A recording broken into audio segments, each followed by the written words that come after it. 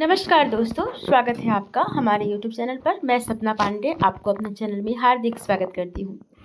दोस्तों, जितिया का व्रत अगर आपने रखा है और अचानक से पीरियड आ जाए तो क्या आप व्रत कैसे रखेंगी, या तो आपका व्रत क्या भंग हो जाएगा?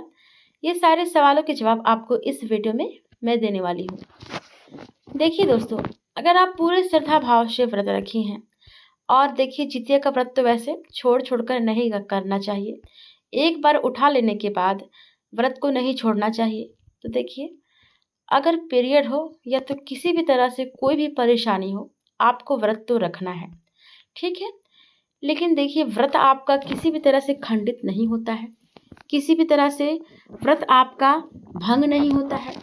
आपको करना क्या है कि पूजा के दौरान आपको बस पूजा की कोई भी वस्तु जो है वह नहीं छूनी। जैसे कि पूजा का भोग हो गया, किसी भी तरह से कोई भी सामान हो गया, वो सबको नहीं छूना है। अगर आपने ये व्रत रखा है और आपको बीच में ही पीरियड आ जाए तो आपको अपना व्रत पूरा करना है। पीरियड के दौरान भी आपके मन में ईश्वर के प्रति आस्था कम नहीं होनी चाहिए, और सिर्फ उस आस्था को ही आपका ईश्वर ही समझता है। आपका आस्था जो है वो जिमुतवाहन बाबा ज़रूर समझेंगे, इसलिए आप उनसे प्रार्थना कीजिए और मानसिक पूजा आप ज़रूर कीजिए। अपनी शुद्धता का सबसे ज़्यादा आपको ख्याल रखना है। शारीरिक शुद्धता आपको करने के बाद आप पूजा को कथा को सुन सकती हैं, पूजा को सुन सकती हैं। और आप साइड में आपके घर में जो भी हैं, अपने से बड़ों से आप अपना भोग जो है प्रसाद वगैरह वो चढ़वा सकती हैं, और कथा ज़रूर सुन लीजिएगा। इसमें कोई घबराने वाली बात नहीं है। व्रत के दौरान अगर आपने किसी भी तरह से कोई वस्तु को हाथ लगाया तो आपको दिक्कत हो सकता है, इसमें परेशानी है, क्योंकि आपको हाथ नहीं लगाना है।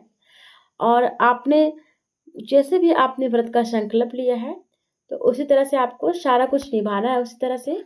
और दूर बैठकर आपको पूजा का जो भी है सभी कुछ आपको आराम से सुनना है। आरती गाना है या तो कथा भी आपको सुनना है।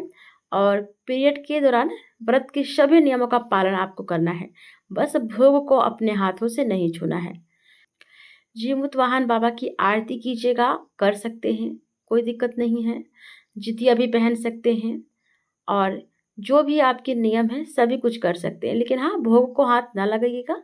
और अगले दिन आप उसी प्रकार से पारण भी कीजिएगा। दान दक्षिणा भी आप पंडित को दे सकती हैं, इसमें किसी भी तरह से कोई दिक्कत नहीं है। अगले दिन स्नान कीजिएगा और दान दक्षिणा भी आप दे सकते हैं, इसका ख्याल रखिएगा, ठीक है।